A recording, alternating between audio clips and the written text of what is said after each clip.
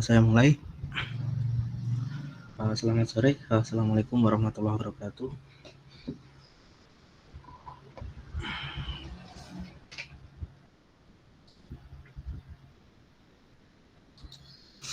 Hari ini melanjutkan yang kemarin. Kemarin kita selesai di kemarin kita selesai di normalitas. Kemudian untuk hari ini kita akan selesaikan di homogenitas. Jadi kenapa saya gabung? Ini nggak terlalu banyak ya untuk homogenitas, jadi harusnya hari ini bisa selesai. Sebelum masuk ke perhitungan analisis homogenitas, kemarin belum saya jelaskan apa sih homogenitas itu. Jadi homogenitas kalau di modul bisa kalian lihat, homogenitas itu bertujuan untuk meyakinkan bahwa data yang diperoleh berasal dari populasi yang sama atau homogen. Homogenitas dilakukan saat ingin membandingkan sikap intensi varian dalam dua kelompok. Hal ini bertujuan hanya dapat dilakukan terhadap minimal dua kelompok karena sifatnya membandingkan data tersebut. Jadi intinya dalam homogenitas itu adalah bagaimana data itu sebenarnya diperoleh dalam kondisi yang homogen, kondisi yang sama dengan variasi sikap yang sama. Jadi kalau bahasa kasarnya gini, bahwa data yang diambil atau data yang diperoleh dari dua kelompok data itu kurang lebih sama. Kenapa saya bilang kurang lebih sama? Karena tidak mungkin dalam satu pengambilan data itu ketika ada dua kelompok data atau dua nilai data yang diperoleh itu memiliki nilai yang sama persis, tetapi kurang lebih pasti sama. Meskipun bedanya bisa kurang atau lebih dari 5. Jadi yang namanya homogenitas itu bukan semata-mata nilainya dua kelompok yang diambil itu nilainya harus sama. Misalnya ketika rata-ratanya 50, maka kelompok kedua datanya nilainya juga harus 50, enggak seperti itu. Jadi yang namanya homogen itu adalah yang penting karakteristiknya sama. Jadi tidak harus datanya sama persis, tapi karakteristik datanya itu sama. Nah, karakteristik data sama itu seperti halnya kayak gini. Kemarin distribusi normal itu didapat ketika kalau digambarkan membentuk sebuah lonceng itu dikatakan bahwa loncengnya tersebut berbentuk lonceng sempurna. Jadi sisi-sisinya itu sama, tetapi itu tidak mungkin kan kita mendapatkan data sepresisi mungkin seperti itu. Ya mungkin nanti ada lebih-lebihnya, ada yang mencong ke kanan atau mencong ke kiri. Nah, itu yang data pertama. Kemudian data yang kedua, misal data pertama itu mencongnya ke kanan. Ya, data yang kedua itu sama-sama mencong ke kanan tapi tidak sama persis juga. Mungkin dia mencongnya agak sedikit mencong atau bisa lebih sedikit datar, itu nggak masalah. Yang penting karakteristiknya ketika diurutkan minnya, variannya itu sama.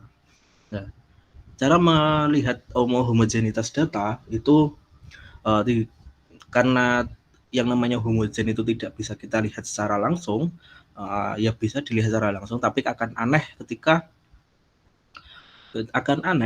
data itu ada dua data yang memiliki pola yang sama persis ya, bukan yang sama.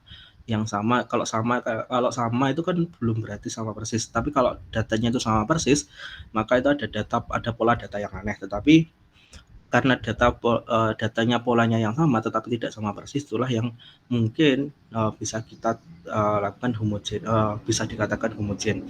Nah, untuk lebih meyakinkan makanya kita masuk ke homogenitas data atau homogenitas tes. Jadi daripada kita melihat mengawang-awang data itu homogen apa enggak, agar lebih meyakinkan maka kita analisis dengan tes homogenitas.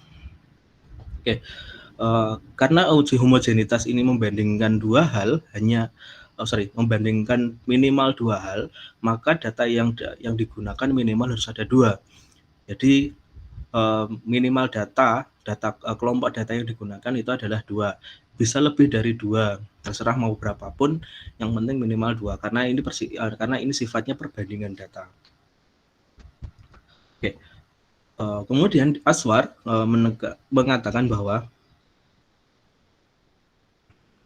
sebenarnya boleh tidak melakukan uji homogenitas dengan ketentuan jumlah data sampel atau populasi sama untuk setiap kelompok. Misalnya ada keseimbangan jumlah 50 siswa laki-laki dan 50 siswi perempuan. Jika data ini tidak seimbang, maka perlu dilakukan homogenitas untuk memastikan bahwa data tersebut homogen. Jadi ada 2 versi. Yang pertama, semua data ketika data kelompok itu digunakan, maka harus dilakukan uji homogenitas, entah itu nanti jumlah sampelnya sama atau enggak. Tetapi menurut Azwar, ketika jumlah sampel atau populasinya itu sama-sama 50 misalnya di situ, maka dia tidak perlu melakukan tes homogenitas atau tes homogen, karena bisa dikatakan bahwa data itu sudah seimbang. Tetapi sekali lagi itu kan baru asumsi, dalam artian meskipun jumlahnya sama, belum tentu datanya itu homogen juga. Dia hanya membandingkan bahwa jumlahnya sama, populasinya sama, tetapi datanya itu belum tentu homogen, maka tetap harus dites homogenitas. Oke, tes homogenitas atau uji homogenitas itu di sini ada rumusnya. Rumus yang kita cari sebenarnya ini. Jadi makanya hari ini kita nggak akan terlalu banyak pekerjaan atau rumus-rumus yang digunakan, karena sebenarnya rumusnya cuma satu ini. Sisanya itu artinya bagaimana caranya kita bisa sampai ke rumus ini. Oke, kemudian ini contohnya sama seperti yang saya contohkan di Elma, datanya seperti itu. Jadi ada, kalau homogenitas dan normalitas itu pasti ada namanya kelas eksperimen dan kelas kontrol. Jadi yang namanya di kuantitatif, penelitian kuantitatif itu pasti nanti perbandingan 2 kelompok data. Ya, 2 kelompok data itu bisa saja dalam satu kelas, tapi dibandingkan antara nilai pretest dengan nilai post-test. Bisa saja seperti itu.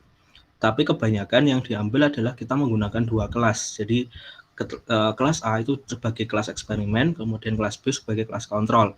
Kelas kontrol berarti dia tidak mendapatkan treatment apa-apa. Dia hanya mendapatkan misal kita ngajar, maka dia ngajarnya ya normal-normal aja. Tapi di kelas eksperimen, karena itu kelasnya kelas eksperimen, maka di situ ada treatmentnya, ada ada perlakuan khususnya. Nah, yang kita cari adalah apa sih pengaruhnya kelas yang tidak diberi treatment dengan kelas yang diberi treatment itu seperti apa perbedaannya. Oke, ini contohnya. Kemudian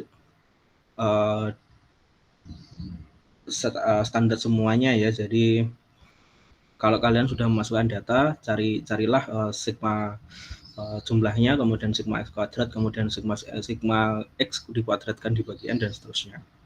Oke, nanti setelah itu dimasukkan ke dalam tabel. Nah, tabel ini cara nyarinya gimana nanti kita bahas di praktek. Oke, secara garis besar homogenitas hanya seperti itu. Nah, perbandingannya adalah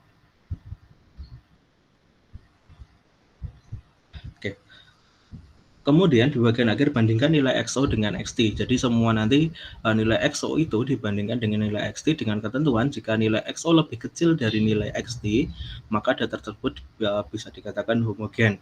Nah, XT-nya seperti apa? XT-nya atau tabel Chi-square-nya atau tabel perbandingannya sudah ada di Excel yang sudah saya kirim juga.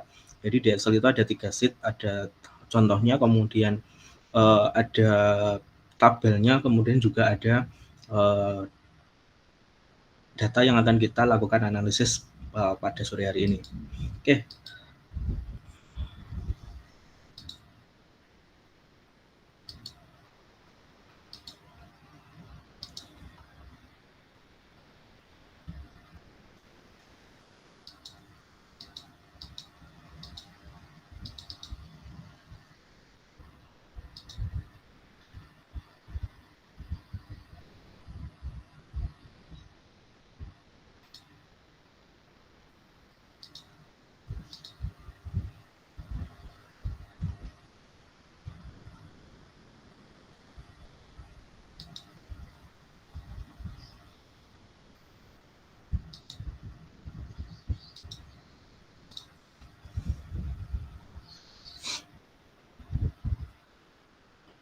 Oke, tadi saya bilang untuk homogenitas itu datanya bisa lebih dari minimal 2, selebihnya itu tidak ada batasan ya, selama bisa dimasukkan ke dalam rumus, itu nggak masalah. Oke, kalau kalian lihat di share screen saya, sebelum sheet homogen ini nggak saya share ya, karena ini adalah data tesis saya, jadi ini nggak akan saya share di Elma. Jadi ini buat contoh saja. Data ini saya punya banyak varian normalitas, jadi ada A1 sampai A2 B2. Jadi karena penelitian saya itu adalah perbandingan dua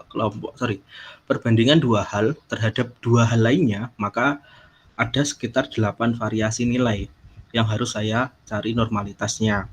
Jadi ketika ini dibandingkan dengan ketika ini itu normalitasnya gimana. Kemudian setelah itu, karena di sini ada 8, tetapi yang real kita masukkan ke dalam normal uji homogenitas itu sebenarnya cuma ada 4.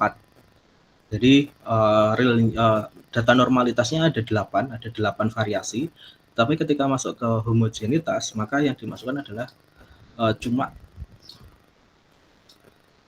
4 jenis data. Nah, 4 jenis data inilah yang sebenarnya data realnya. Jadi 4 jenis data ini adalah data real dalam penelitian saya. Oke, ini data realnya. Kenapa di belakangnya, di bawahnya ada 8 varian normalitas? Karena ini memiliki pola masing-masing. Jadi pola A1 sampai pola A2 B2. Jadi ini pola-polanya. Ini nanti saya akan bahas di ANOVA. Di ANOVA nanti akan saya bahas sekilas saja tentang ini. Nanti lebih detailnya kalau kalian melanjutkan S2 pasti nanti akan dibahas tentang ANOVA ini, bagaimana mencarinya. Karena untuk level kalian mungkin untuk ANOVA belum dimasukkan, karena ANOVA ini sedikit agak ribet, agak sulit. Variannya ada 8, tetapi ketika dimasukkan ke dalam tes homogenitas, yang dimasukkan adalah data realnya. Jadi data realnya ada 4. Ada CT, ada DI, kemudian ada HC, kemudian ada LC. Nah, ini apa semuanya nanti saya jelaskan di ANOVA. Oke, setelah ini kita masuk ke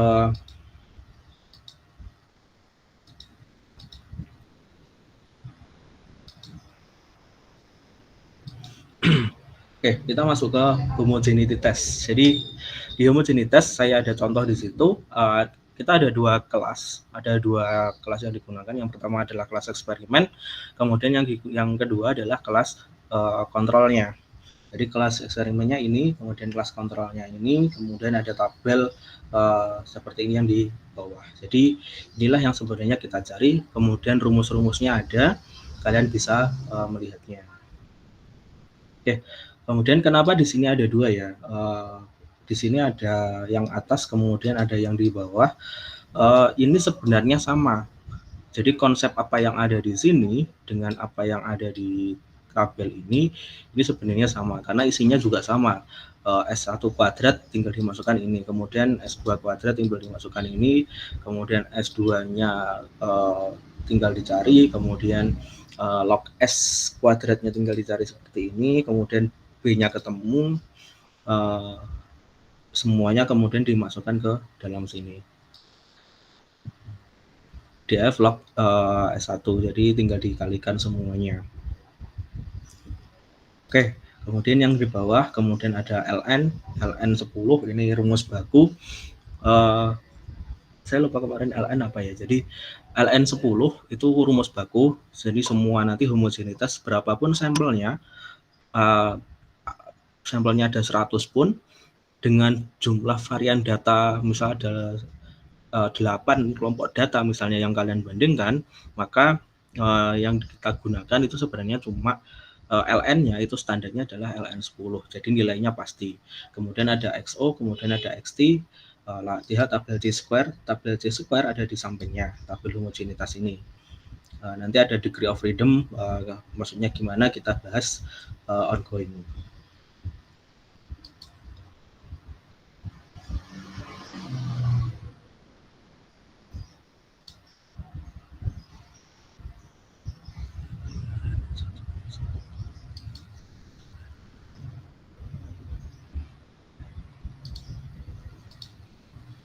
Oke, next kita masuk ke latihannya. Jadi sebentar saya copy dulu karena saya juga saya belum buat tabelnya.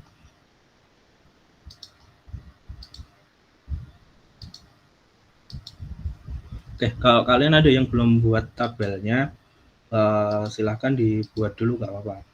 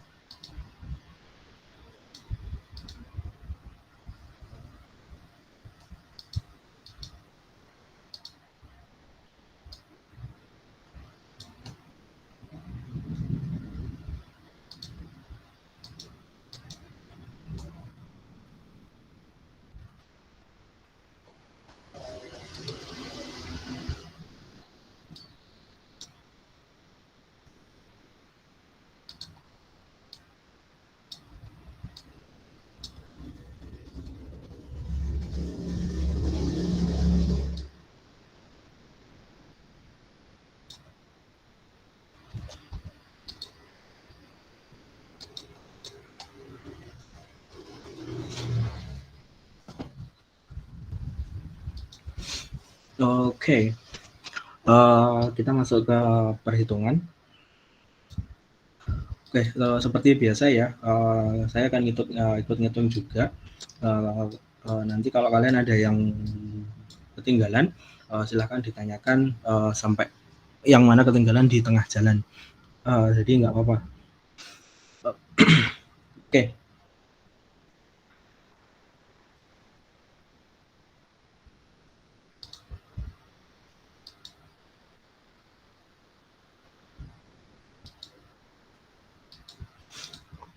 Oke, kita mulai dulu. Pertama, yang perlu diingat-ingat di sini adalah N-nya. Jadi semua data mulai dari awal kemarin sampai yang ini, yang perlu dimasukkan terlebih dahulu pasti N-nya, karena N itu adalah yang menjadi acuan kita untuk menggunakan semua rumus atau semua hitung-hitungan yang ada di analisis yang digunakan. Oke, N yang kita gunakan kalau di contoh itu ada 32, tapi kalau yang di sini untuk latihan kita ada 30 sampel.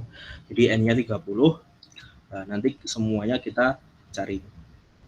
Oke, sebelum kita ke bawah, karena ke bawah ini tinggal menjumlahkan saja, kita cari dulu X kuadratnya. X kuadrat ini nanti berbeda dengan sigma X kuadrat. Jadi X1 kuadrat dengan sigma X1 kuadrat itu nanti berbeda. Oke. Yang pertama, ini kita kuadratkan dulu. Oke, untuk yang di sini ya, sorry. Untuk yang di sini mungkin agak sedikit beda dengan apa yang ada di contoh homogenitas seperti ini. Di sini agak banyak tapi yang saya masukkan cuma tabelnya saja. It's okay, nggak masalah karena overall itu sebenarnya sama. Jadi apa yang ada di seperti yang saya bilang tadi, apa yang ada di tabel ini itu sebenarnya adalah isi dari apa yang ada di sini. Jadi nanti daripada kerja 2 kali kita masukkan ini ke dalam tabel dan seterusnya, maka lebih baik langsung aja dimasukkan tabel. Nanti yang tidak dimasukkan di dalam tabel kita cari di sini seperti ini. Oke, pertama XI kuadrat, X1 kuadrat kita hitung dulu. Seperti biasa tinggal dikuadratkan nilainya. Kemudian tinggal kita drag ke bawah. Oke, yang samping X kuadrat, X2 kuadrat ini sama, tinggal kita memasukkan nilai kontrolnya di sini, kita kuadratkan. Jadi yang pertama 50 dikuadratkan, kemudian yang kedua 53 itu kita kuadratkan.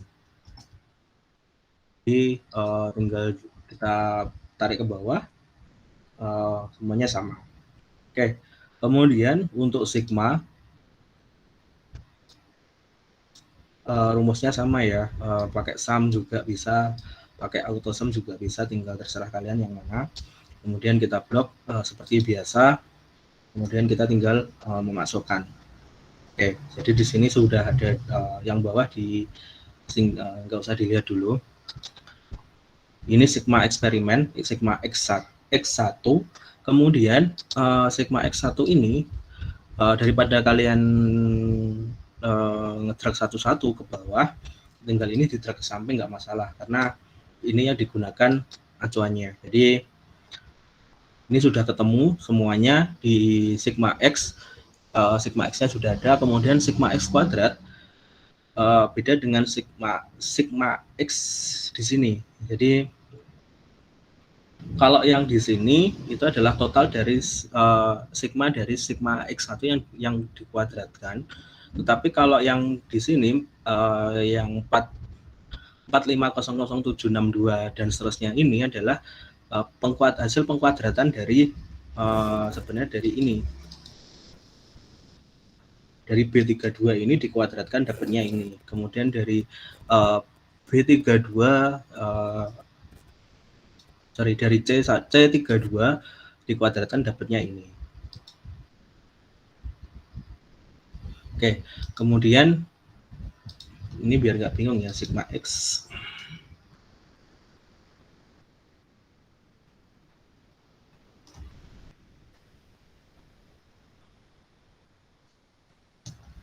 Oke, jadi sigma X yang dikuadratkan. Kalau ini sigma X kuadrat, kalau yang ini sigma X yang dikuadratkan. Jadi bahasa yang digunakan itu berbeda. Oke, kemudian next itu adalah sigma X yang dikuadratkan tadi dibagi dengan N. Jadi ini sigma X yang dikuadratkan tadi 4507 dan seterusnya ini dibagi dengan N-nya. Karena N-nya 30, maka ini kita bagi dengan 30. Oke, di situ sudah ada punya saya.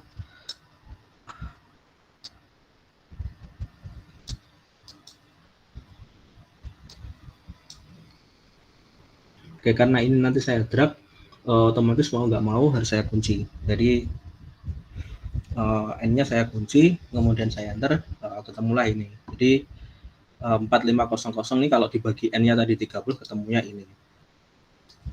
Sama dengan yang ini 426 dan seterusnya ini C33 ini C32 ini kalau dibagi dengan nilai N-nya 30, maka ketemunya ini. Jadi dalam homogenitas itu yang dicari cuma ini, datanya cuma ini. Oke, ini nanti tergantung ya. Jadi semakin banyak datanya, maka ini juga nanti akan semakin panjang. Karena ini cuma 2, karena kita pakai yang minimal 2, maka kita pakainya ini. Oke, kemudian kita masuk ke atas. Oke, Di atas itu kalau kalian lihat ada banyak, ada df, kemudian 1 per df, kemudian si kuadrat, kemudian log si kuadrat, kemudian df log si kuadrat. Nah, apa sih sebenarnya semua itu?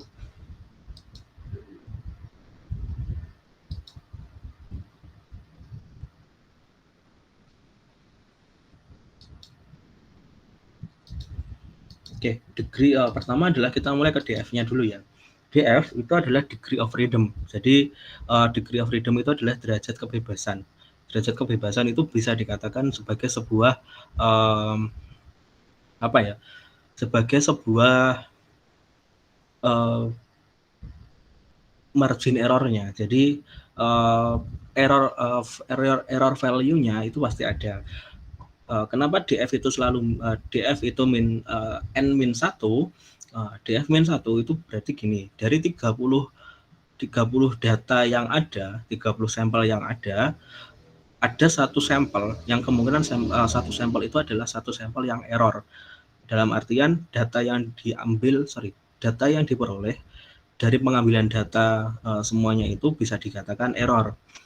Nah, errornya disinilah yang kita selamatkan. Ya, cara menyelamatkannya makanya pakainya df-1. Jadi anggaplah dari 30 data itu, satu data itu adalah satu data error. Nah, otomatis satu data error itu tidak mungkin kita gunakan. Tetapi masalahnya kan gini, satu data error itu letaknya di mana? Dari ke-30 data ini, kita nggak tahu. Nah, makanya kita pakai acuan df-1 ini, apapun data dimanapun nanti yang dianggap error, maka diasumsikan bahwa data itu sudah kita singkirkan. Jadi intinya seperti itu. Jadi kalau ketemu df atau degree of freedom itu pasti rumusnya n-1. Jadi n-nya tadi 30, tinggal dikurangi 1 ketemu. Kenapa di sini ada 2, ada 1, ada 2? Nah, nanti asumsinya gini. Yang namanya df, tadi saya bilang di awal, menurut Asbar itu kan kalau jumlah datanya sama, jumlah sampelnya sama-sama 50 misalnya, maka tidak perlu menggunakan uji homogenitas. Nah, berarti asumsinya adalah kalau kita pakai teorinya Asbar, maka ada satu data yang mungkin tidak mencapai 50, misalnya satu data 48 lah misalnya, kemudian data yang kedua adalah 50 persis. Berarti kan dua data ini jumlah sampelnya tidak sama, makanya df-nya sendiri-sendiri. Tetapi ketika jumlah datanya sama, 50-50, nanti kalau saya ada sampel 1, sampel 2, maka df-nya pasti n-1. 30 min 1 berarti ketemunya adalah 29. Jadi kalau ada dua gini, berarti asumsinya ada satu data yang tidak sama, ada satu data yang sama. Jadi terserah kita pakai teorinya yang mana. Jadi mau pakai teorinya Aswar boleh, pakai teori yang lain juga boleh. Kalau pakai Aswar, ya kalau sampelnya sama kayak gini ya nggak usah pakai homogenitas. Tapi kalau sampelnya nggak sama ya kita harus pakai homogenitas. Tapi kalau teori lain, berapapun sampelnya, entah itu sampelnya sama atau enggak, untuk data 1 dan data 2, maka tetap harus menggunakan tetap harus menggunakan perbandingan homogenitas. Oke, untuk df, yang pertama adalah df pertama itu, karena contoh pertama itu sampelnya 30, maka df-nya 29. Kemudian sampel yang kedua jumlahnya 30 juga, maka df-nya juga 29. Oke, kemudian data yang kedua, tabel yang kedua, atau kolom yang kedua, itu adalah 1 per df, 1 per degree of freedom-nya. Tinggal dibagikan, 1 per 29, ketemunya ini, 0,034. Karena data yang kedua itu sama, 1 per 29 juga, maka ketemunya 0,034, di total menjadi 0,69. Oke, di sini ketemu. Kemudian kita cek di sini. Setelah itu kita cari SI kuadrat. Nah, SI kuadrat kita lihat di rumusnya. SI kuadrat itu dapatnya di mana? SI kuadrat itu didapatkan dari sigma XI kuadrat dikurangi sigma XI dikuadratkan dibagi n-1 atau dibagi df-nya. di sigma xi kuadrat dikurangi sigma xi dikuadratkan, kemudian dibagi n, ketemunya dibagi n min 1, itulah xi kuadrat. Nah, kenapa di sini si bukan S1?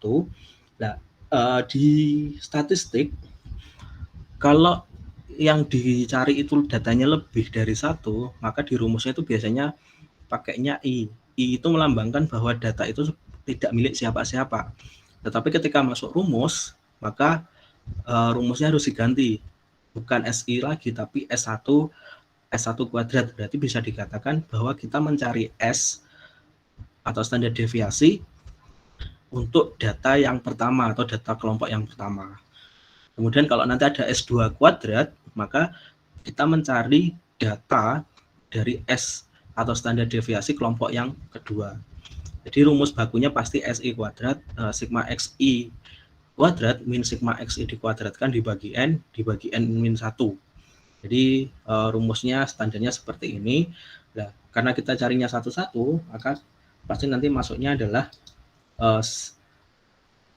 sigma X1 kuadrat dikurangi sigma X1 dikuadratkan dibagi N min 1. Jadi karena tadi sudah kita cari di bawah sini, maka nanti tinggal dimasukkan aja. Jadi tinggal dimasukkan sigma X kuadrat, kemudian dibagi dengan sigma X dikuadratkan dibagi N min 1. Jadi nggak usah repot-repot. Oke, kalau dimasukkan rumus, berarti tinggal dikurangi. Dikurangi yang mana? Kita cari yang pertama dulu, maka yang dimasukkan adalah data ini,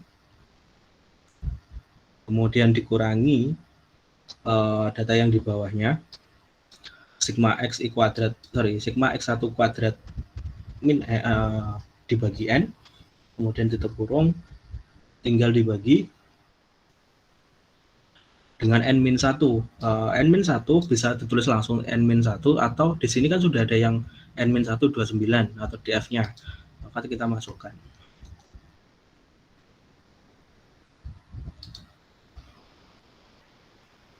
Oke. Tinggal dimasukkan ke dalam rumus, ke dalam tabel, sudah ketemu. Kemudian yang kedua, karena ini tidak bisa kita drag ke bawah, karena kalau kita drag ke bawah pasti datanya rancu, sebenarnya bisa kita drag ke bawah.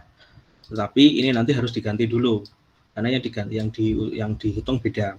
Untuk yang sampel kedua, berarti sigma X2 kuadrat, berarti yang dimasukkan adalah yang 1441 ini, kemudian sigma X kuadrat dibagi N-nya, kita ganti yang 142. Kemudian untuk DF-nya, untuk N-1-nya, karena jumlahnya sama 29, ya berarti sama, kita masukkan ke 29. Langsung kita enter, ketemu. Oke, untuk yang SI kuadrat dengan log SI, kita tidak perlu mencari jumlahnya. Jadi untuk jumlahnya ini tidak perlu kita cari. Kemudian log SI, rumus log, logaritma, jadi tinggal dimasukkan fungsi log sama dengan log, karena yang di sini yang dicari adalah log SI kuadrat, ya, maka yang dimasukkan adalah yang ada di kolom K3. Jadi di kolom K3 itu ada SI kuadrat, kemudian kita tinggal masukkan. Kalau manualnya seperti ini, sama dengan log, kemudian SI kuadratnya ini diklik, kita tutup kurung, kita enter, sama. Oke, kemudian kita drag ke bawah, hasilnya sama. Oke, itu yang log SI kuadrat. Kemudian DF log SI. Nah, yang namanya DF log SI itu pasti rumus bakunya adalah DF dikalikan dengan nilai dari log SI-nya.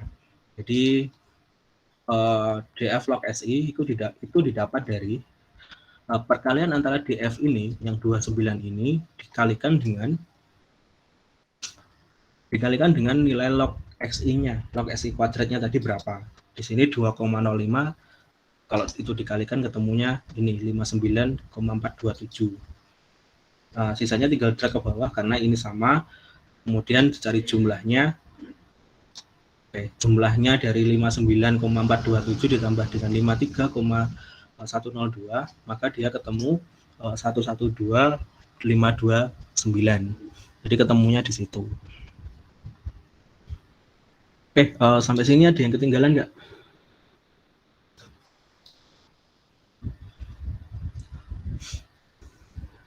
Gimana?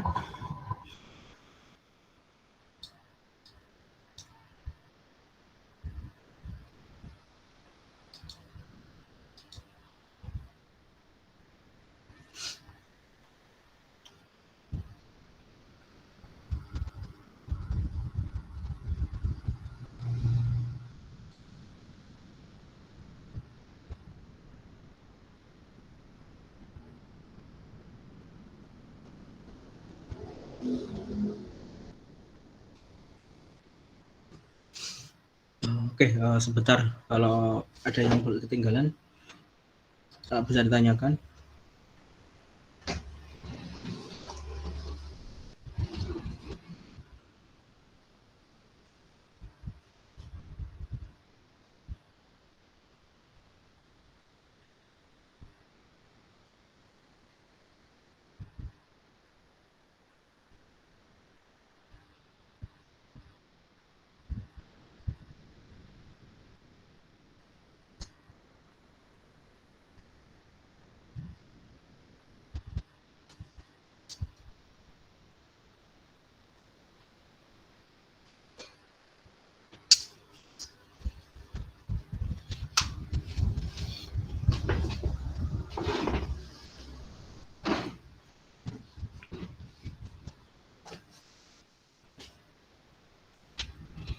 Oke, lanjut. Setelah kedua data ini tadi ketemu, oke, jadi beda ya. Di sini saya langsung masukkan ke dalam tabel.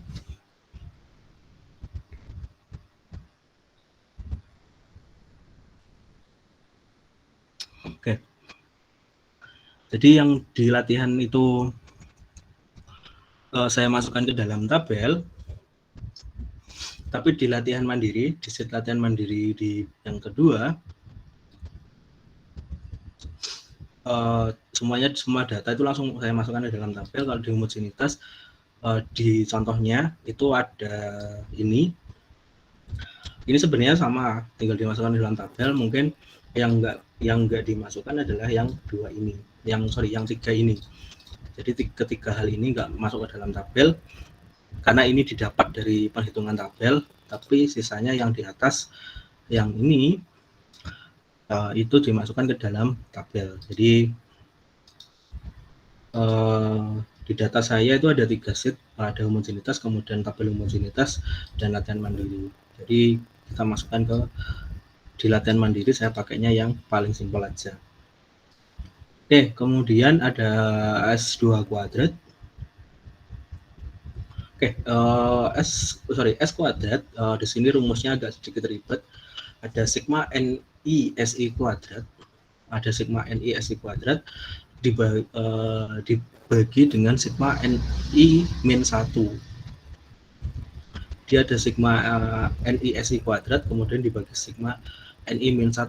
Di situ penjelasannya adalah sigma NI SI kuadrat adalah sigma NI SI ditambah kuadrat ditambah dengan sigma N1 S1 kuadrat ditambah dengan sigma N2 S2 kuadrat. Kemudian sigma NI min 1 adalah sigma NI N1 min 1 ditambah dengan sigma N2 min 1. Jadi rumusnya agak ribet ya, agak panjang.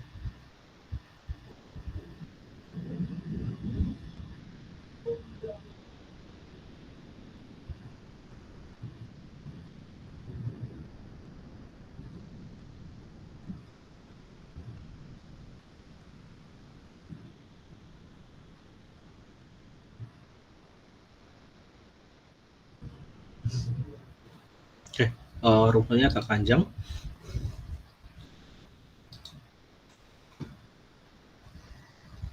Oke, kita masukkan tadi sigma N1 sigma N1 S1 kuadrat. Jadi tinggal dikalikan. Karena ini dikerjakan dulu, karena ini pakai sigma ya, kita kerjakan dulu. Yang pertama adalah N-nya sama. Jadi kalau N-nya sama pakai seperti ini, N1 sama dengan N2 sama dengan 30. Tapi kalau nanti jumlah datanya beda, otomatis N1 sendiri, N2 sendiri. Karena ini jumlahnya sama, kita pakai caranya seperti ini nggak apa-apa. Oke, kemudian S1 kuadrat, ini sudah.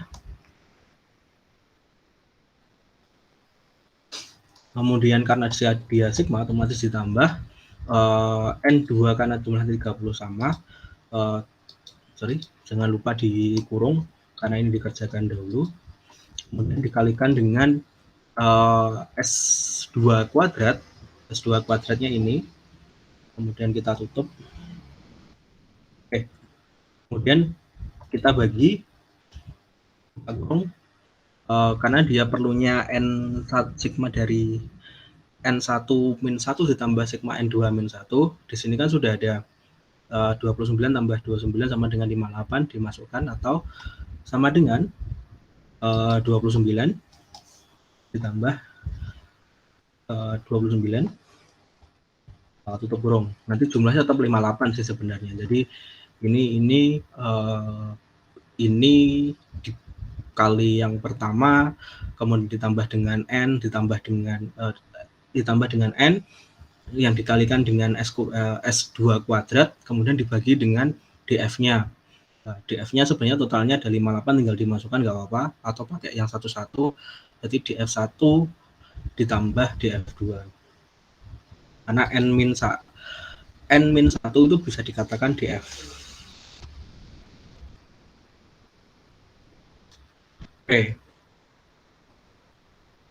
Di situ ketemu ya, S kuadratnya itu adalah 92,988.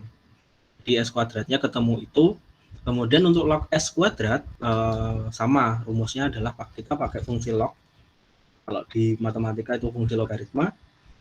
Di log ini tinggal dimasukkan nomornya, nilainya adalah nilai di S kuadrat tadi. Ketemu 11,968. Oke, temu. Kemudian yang B, nilai B, kita lihat rumusnya. Rumusnya kalian bisa lihat di sheet homogeneity ya. Di situ ada rumus. Oke, rumusnya di sini adalah B itu didapat dari sigma log S kuadrat. Sigma log X kuadrat dikalikan dengan log S kuadrat dikalikan dengan sigma Ni min 1. Jadi B itu didapat dari log S-nya ini dikalikan dengan sigma dari N1 min 1 ditambah dengan N2 min 2. K3 K4 sama. Jadi K3 K4 ini 31 31 berarti 62. Jadi intinya kalau di latihan mandiri B itu didapat dari ketemu ini, kemudian sigma Ni min 1-nya itu didapat dari DF sampel pertama ditambah dengan DF sampel yang kedua. Jadi tinggal kita enter, ketemu 114,169. Oke, ketemu 114,169. Kemudian LN-nya ini rumus baku ya. LN itu rumus baku, lainnya rumus baku, sama dengan LN. Kemudian karena dia pakainya 10, kita masukkan LN 10. Ini pasti 0,306. Jadi rumus ini yang digunakan. Oke, kalau sudah semuanya ini, nanti yang kita hitung sebenarnya adalah sigma inilah yang kita masukkan ke dalam XO kuadratnya. Oke, XO kuadrat di sini kita lihat rumusnya adalah LN 10. Jadi ini semua dikalikan ya, LN 10 dikali dengan B dikalikan dengan B dikurangi dengan sigma df log SI kuadrat, di mana sigma df log SI itu didapat dari sigma df1 dikalikan dengan log S1 kuadrat, kemudian sigma df2 dikali dengan log S kuadrat itu ditambahkan, maka nanti ketemu sigma df log SI. Oke, karena ini tadi semua sudah kita jumlahkan, maka kita tidak perlu mencari semuanya tadi. Jadi tinggal dimasukkan yang sudah dijumlahkan tadi.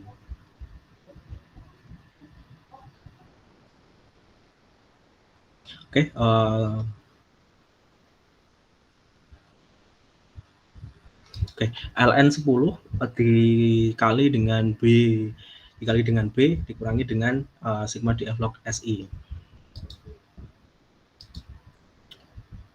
Oke.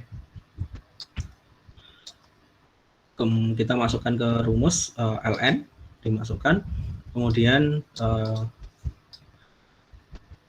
B kita masukkan, nilai B tadi, kemudian ini didapat dari sigmanya tadi kan sudah ketemu ini, 112,529, tinggal dimasukkan ke dalam rumus, maka dia ketemu nanti 3,78.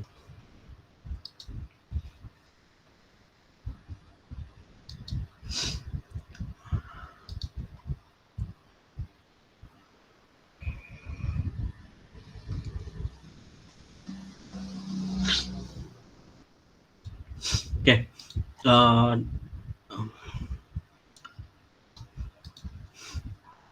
XO itu didapat dari ln 10 tadi, yang ini, ln 10 yang ini 2,3, kemudian dikalikan dengan hasil pengurangan dari B, nilai B-nya tadi 114, dikurangi dengan sigma df log SI kuadrat.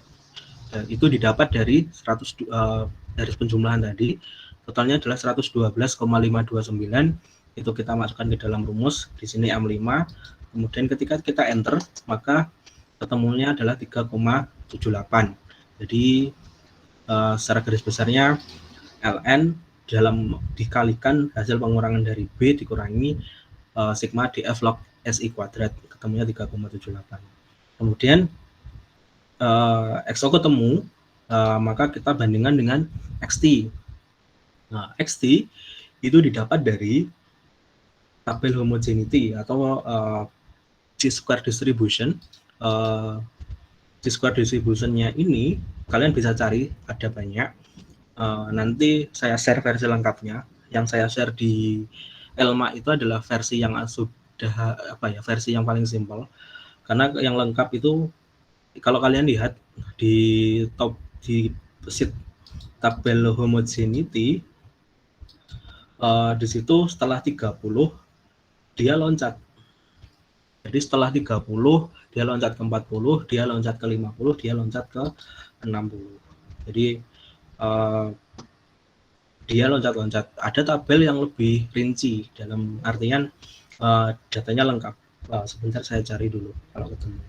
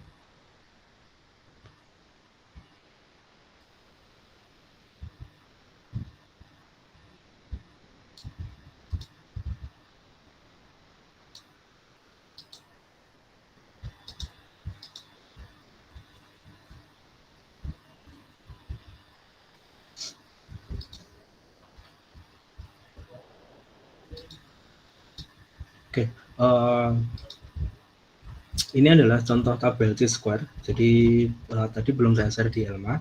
Nanti setelah ini saya share. Kalau di situ di Excel itu ada tabel homogeneity, itu bisa dipakai, bisa juga dipakai karena bisa dimasukkan ke situ. Tetapi kalau kalian lihat di situ, dia setelah 30 dia angkanya loncat.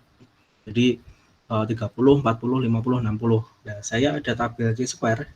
Ini yang versi lengkap ya. Saya nggak tahu ini versi lengkap apa enggak ya. Jadi karena saya nggak tahu jumlah pastinya itu berapa, dia ngitungnya. Tetapi di sini tabel saya itu dia bisa mengakomodasi sampai 100 sampel.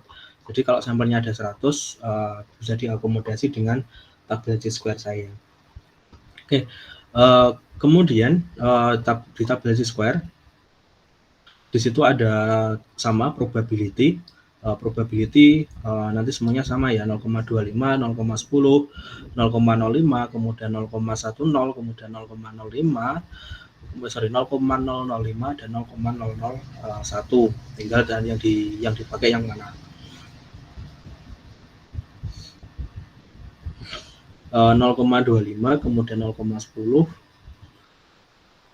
kemudian 0,05, 5%. Ini yang paling kecil ya, 0,005 itu 99,95. Jadi presisinya tinggi.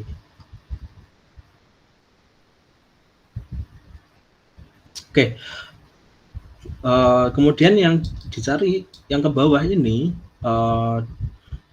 ada 1 sampai 100, dia bisa mengakomodasi 100 sampel. Tapi ingat, dalam tabel T-square atau dalam homogenitas dan normalitas kemarin, terutama di homogenitas ya. Kalau di normalitas kita pakainya adalah sampel utuh, tapi kalau di homogenitas di tabel T-square ini kita dapatnya adalah dari DF. Jadi kalau ada 100 sampel, maka degree of freedom-nya adalah 99 karena DF itu rumusnya adalah N-1. Jadi kalau tadi di sampel kita itu ada 30 data, jadi yang diambil cuma 30 data ya, bukan total dari DF-nya. Jadi kalau DF-nya ada 30, karena dua data ini jumlahnya sama, 30, maka kita ambil DF-nya 30. Kita ambil sampelnya 30.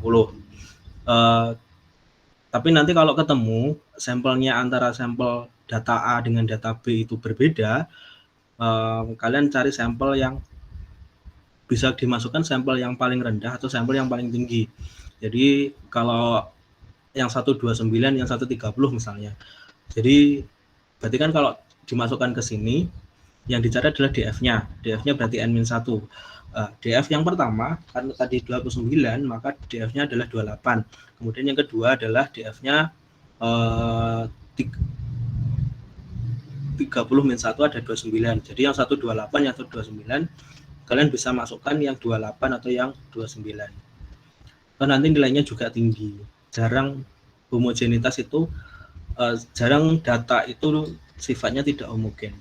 Pasti homogen. Oke, kita cari dulu di kita. Ini DF-nya tadi di data kita itu DF-nya ada 29. DF-nya 29, maka kemudian kita cari probability-nya adalah 0,05. 0,05 itu terletak di kolom ketiga. Jadi kolom yang ini nggak usah kita hitung. Kita hitung mulai dari 0,25. Berarti dia terletak di kolom ketiga. Dengan DF 29, maka ketemu nilainya adalah ini. Maka ketemu nilainya adalah 4, oh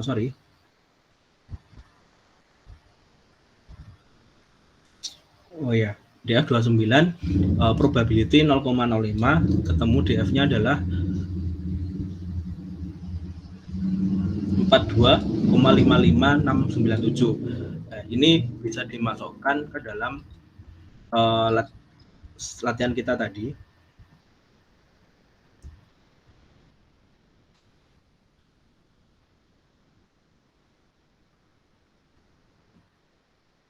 Sebentar, saya pindah screen dulu.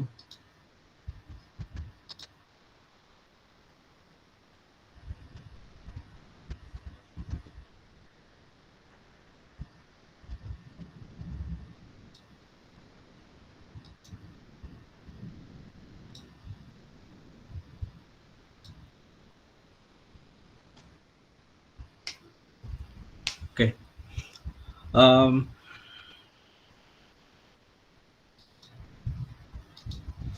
Oke, tadi sudah saya masukkan nilai XT-nya tadi ketemu 42,55 sekian.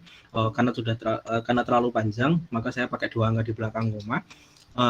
Jadi XT kuadrat di sini nilainya 42,55. Dia dapat dari tabel Chi-square, nanti saya share di Elma. Kemudian dengan probability 0,05. Jadi probability yang kita pakai adalah 0,05. Tapi probability ini adalah sifatnya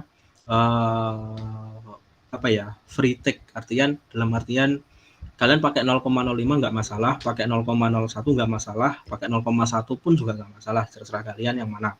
Tapi untuk ilmu sosial dianjurkan untuk pakai yang 0,05. Jadi kita pakainya itu dengan DF-nya 29, yang kita pakai DF 29, ketemu 42,55. Oke, acuan homogen atau tidak homogen itu didapat dari jika nilai XO itu lebih kecil dari nilai XT, maka data itu bisa dikatakan homogen. Tapi nilai XO itu kalau datanya didapatnya itu lebih besar dari nilai XT, maka hasilnya pasti tidak homogen. Jadi homogen itu ketika XO-nya lebih kecil dari XT. Apakah ada kasus tidak homogen? Bisa saja.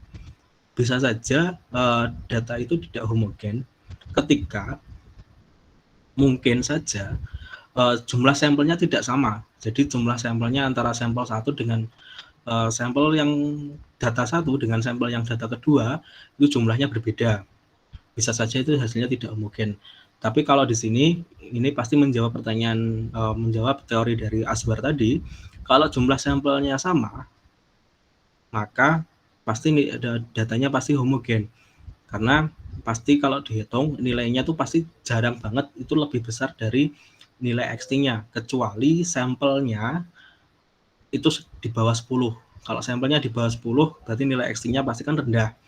Nah, itu kemungkinan pasti ada data itu tidak homogen, tetapi kalau datanya di atas 20 atau 30 itu biasanya jarang banget data itu tidak homogen ketika jumlah sampel yang digunakan sama. Tapi ketika jumlah sampel yang digunakan itu berbeda, itu mungkin saja bisa jadi bisa jadi datanya atau XO-nya itu lebih besar dari XT-nya. Tapi kan saya belum pernah mencoba, karena dalam perbandingan sepemahaman saya, kalau dalam perbandingan itu harus apple to apple, dalam artian jumlah sampelnya juga harus sama, kemudian karakteristiknya harus sama. Jadi karena jumlah sampelnya sama, otomatis saya nggak akan ngecek kalau jumlah sampelnya berbeda. Oke, ketemu 3,78 jika dibandingkan dengan 42,55, maka secara signifikan XO itu lebih kecil dari XT-nya, maka data itu bisa dikatakan data itu homogen. Jadi dari data ini, maka nanti ketemu data itu data homogen. Nah, inilah nanti yang kalian cari di di parametrik, di statistik parametrik. Jadi di statistik parametrik itu syaratnya kemarin kan ada 2. Yang pertama adalah normal, yang kedua adalah homogen. Maka yang kedua ini adalah karena dia sifatnya homogen, maka ini bisa dilanjutkan ke dalam nanti uji T atau uji ANOVA. Nah, uji T itu apa, uji ANOVA itu apa, kemudian apa kaitannya dengan hypothesis testing, itu nanti saya bahas minggu depan di bagian uji T. Seperti biasa untuk minggu depan mungkin hanya teori, kemudian dilanjutkan minggu depannya lagi itu langsung praktek ke uji T, kemudian next berarti pertemuan ke-12 uji T, 13 itu analisis uji T, ke-14 nanti saya bahas ANOVA sedikit, ke-15 SPSS, berarti ada waktu saya menjelaskan SPSS, kemudian ke-16 UAS. Jadi berarti waktu saya pas, kecuali kalau yang uji T itu kita tidak selesai dalam 1 hari ya, agak repot, tapi nanti kita usahakan selesai dalam sehari. Oke, mungkin ini dulu untuk materi hari ini. Untuk setelah ini saya akan beri tugas, nanti silahkan lihat di Elma. Tugasnya adalah analisis normalitas dan homogenitas. Nanti datanya saya kasih, silahkan dianalisis. Kemudian seperti biasa, deadline waktu pekerjaan, waktu tugas saya itu biasanya 1 minggu. Jadi nanti silahkan dikerjakan. Kalau ada pertanyaan, silahkan ditanyakan di WA grup atau langsung WA pribadi ke saya juga nggak apa-apa. Oke, mungkin itu dulu untuk hari ini. Tentang homogenitas kita selesai. Minggu depan kita masuk ke uji T. Saya tutup. Selamat sore, selamat istirahat. Assalamualaikum warahmatullahi wabarakatuh. Waalaikumsalam warahmatullahi wabarakatuh.